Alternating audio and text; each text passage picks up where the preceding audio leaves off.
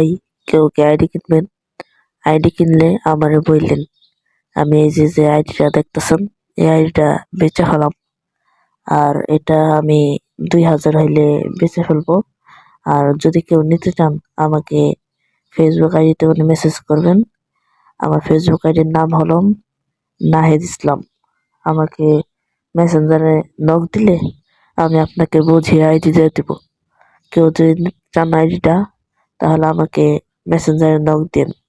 ভাই একটা trusted seller আমি।